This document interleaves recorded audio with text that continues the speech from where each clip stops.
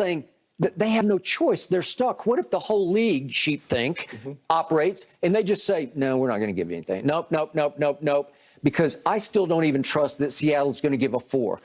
I don't know what Carolina, that there have been reports that Carolina is completely out on Baker. I don't trust that. I don't trust that they're completely out. So we're about to talk about the draft here in a couple of topics. But the point about this draft is there are 4 quarterbacks and there are no quarterbacks. It's like the old thing about if you have 2 quarterbacks, you have none. Well, I think we agree because we've kicked it around a little bit, but I don't see a life changer out there. Do you? This is not the 83 draft for quarterbacks. This is not the 04 draft where you got Eli, Phillip Rivers. Or it's not last year's draft because we went back and forth because we had 5 quarterbacks at the top of the draft. Mac Jones would be the #1 pick in this draft. Okay. He might be. Well, he definitely be the #1 quarterback off the board. Well, by far, just by far. Yes. But Malik Willis, and we'll get deeply into this in just a couple of minutes here. But I like, but I don't love. And I say, ooh, no, ooh, no. And we can keep going down the line. The other 3 quarterbacks. Cody Pickett. You can't. Kenny Pickett. Kenny Pickett. You Sam Howell, any of those guys. No, come on. And you just say, yeah, maybe. Overachiever? Yeah, probably overachiever. Will he make it? No. And so my point is, I think everybody's sitting back waiting for tonight to say, I wonder if anybody's going to plunge on Malik Willis. Will Carolina just close their eyes and take him at 6? Or I saw Todd McShay this morning saying, I don't think anybody's going into, I think even Mel Kiper 19 has to 20? 20 to Pittsburgh would be Malik Willis would be the first quarterback off the board. Well, it's just crazy chaos out there when it comes to quarterback. And I don't think anybody really knows what to make of Baker Mayfield right now. I know what I think of him.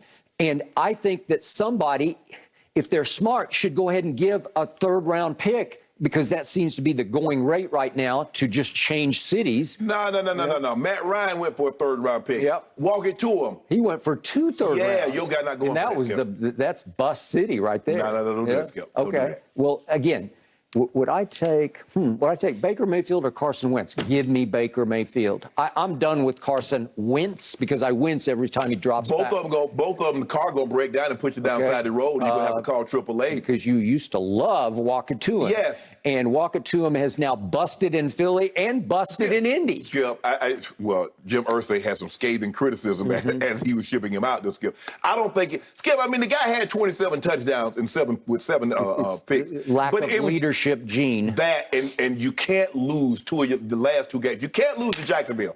Jacksonville's picking #1 overall. You can't lose to them. You beat that, you win that game, Skip, you're in the playoffs, and maybe all is forgiven. Okay. Sam Darnold. I said Baker's better than Sam Darnold. I think I've been proven right about that, and I can't imagine Carolina going forward another year with Sam Darnold, but maybe they will. Maybe they'll just say we're stuck. We know the quarterback position is the #1 position for overdraft. I don't believe there's no way Carolina is taking one of these quarterbacks with the 6th pick in the draft. There's 0 chance that happens. Well, I've seen dumber things happen, right? You know what, Skip? I shouldn't say. Out of desperation. But Skip, I mean, from 20 to 6. Okay, maybe 8 to 6, or maybe 10 to 6, but not 20. I mean, most people have, either Pickett or Willis going first. But like you said, that's around 19 or 20. And to have one of these guys go in the top 10? No, I don't see that one, Skip. Okay, I will restate my case on Baker Mayfield. I'm not sure how. I don't know exactly for how much that he moves out of Cleveland to another city, but it's going to happen. It might not be until after the draft, a couple of days after, maybe even several weeks after. We could get all the way to training camp. Well, let me ask you a question. If that's the case, Skip, why would you trade him after the draft? You want to pick. You want to possibly get somebody that can help you this year. Why would you wait until after the draft? There's even speculation about the Seattle speculation that it would be for a 4th rounder, that they could wait and make it a potential 3rd rounder with playtime and that wouldn't count until next year's draft. Correct. Okay, so you would make a conditional 3rd going into next year. So my point is, this is the all-time game of chicken, and what would benefit Baker the most, obviously, would be what benefited Odell, what could benefit Jarvis, Hooper.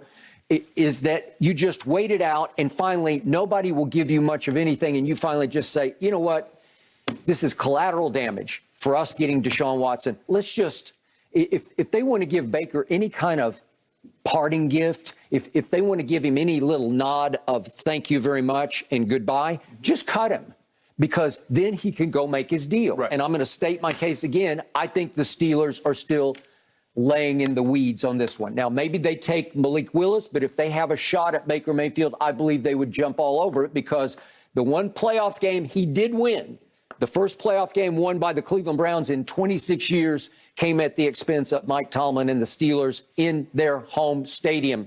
In that game, Baker Mayfield had a QBR of 91, scale of 0 to 100, and lit them up. I know they turned it over. I got it. It was 48-37, but Baker had a lot to do with the first Browns playoff win in 26 years. And that finished off a streak of 8 wins in 11 games, 20 touchdowns to 3 interceptions over that stretch. But let me ask you this. Seattle cannot run the football like with Chubb and Hunt like they did in Cleveland. Well, it doesn't look like they can run it at all. So with that being said, they are on the way down to me. If Russ struggled and Russ have great improvisational skills, because a lot of times I thought their offense was, okay, 1, 2, 3, Russ, break. And he had to run, take the snap, pirouette, roll to his left, roll to his right, heave it up to Lockett or DK Metcalf. Yep. That was their offense. That's not what Baker is, Skip. Yep. Well, it was all about let Russ cook, but you got to give him some groceries, right? Something. Okay. He's going to lead the offensive line. Cleveland, for the last 2 years, had a top 3 offensive line. He's going to Seattle, where they have a bottom 3, possibly bottom 5 at least, offensive line. How is that going to work out for him? They don't run the ball particularly well. They don't protect the quarterback particularly well. Okay, I don't love the fit for Baker there, because I think it could be a dead zone. It just feels like that whole franchise is starting over, and it feels like Pete Carroll has lost his fastball a little bit, like his psychological edge for motivating that team. He just seems to be backpedaling as fast as he can, trying to figure out how to go in a different direction. It's good when you're winning. I mean, you know, Pete Carroll putting on the cleats and he's running down on special teams and he's taking his shirt off. That works well when you got veteran guys and you're winning. Bobby Wagner was the last. Russ, that's it. That doesn't work anymore. Last of the Mohicans. He was.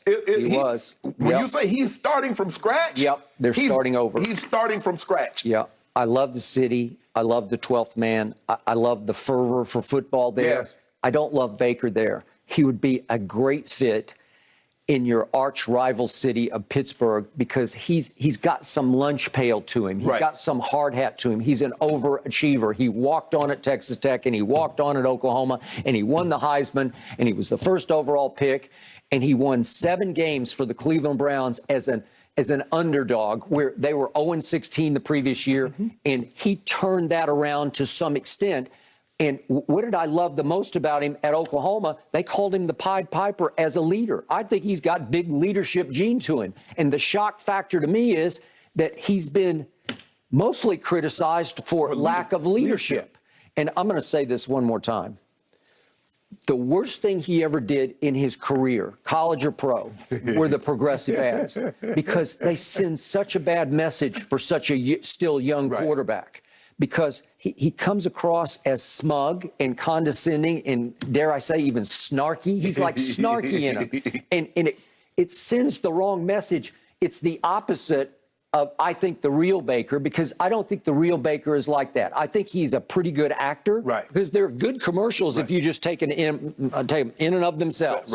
But they painted a bigger and bigger target on his back that he was not ready to live up to, especially after he got hurt.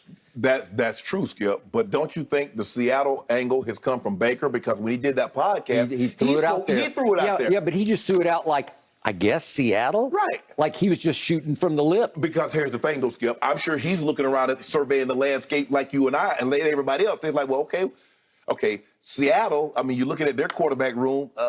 He's better than everybody they have there. There's only a handful of places that he can actually go. This is late in the quarterback game. Yes. Skip, a lot of teams already OTAs. A lot of teams already back in the building. Baker Mayfield sitting on his couch. Where does he live? Austin? I think he's in Austin now. He lives in Austin. Okay. Yep. So, yeah, he's behind. way behind, and maybe behind the 8 ball. And the shoulder, how is that progressing? You know, somebody's going to want to look at that shoulder. They will. I would agree. In the end, I don't care how he gets there or how much it costs to get there. He's going to get a chance to start games in this league again. Right. Fresh start, new circumstance, deck cleared.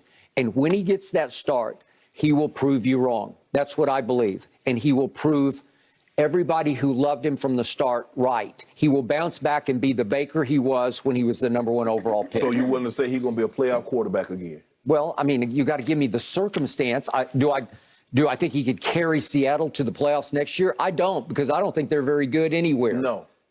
Right? But hold on. And by the way, their division is it's pretty great. I mean, look at what Joe Burrow did. Yeah. Did Joe Burrow not make #1 overall pick? #1 overall pick? Did I ever say Baker was better than Joe Burrow? I did not. Did I say Joe Burrow is the closest thing I've seen to Brady when I thought Brady was gone and never forgotten? I did. I said that about Joe Burrow. I don't think nobody else sees that about Baker. Okay. Only you see that in Baker. I think you're scared to death of Baker, just the way the league should be scared to death. They're missing the boat on Baker They ain't Mayfield missing no boat. right now. No. They just left him. A lot of He missed the dominoes boat. will Wake start up, falling somebody. tonight and Yes. continue throughout the next 3 days, guys. All right, awesome start to the morning. I love the energy. We have so much more to get to, gentlemen, including a lot more on the NFL draft. But first, we've got to talk about Giannis Antetokounmpo. Is he going to prove he's the best player on the planet when he takes on the Celtics? Yep. Also, hey, guys, did you catch that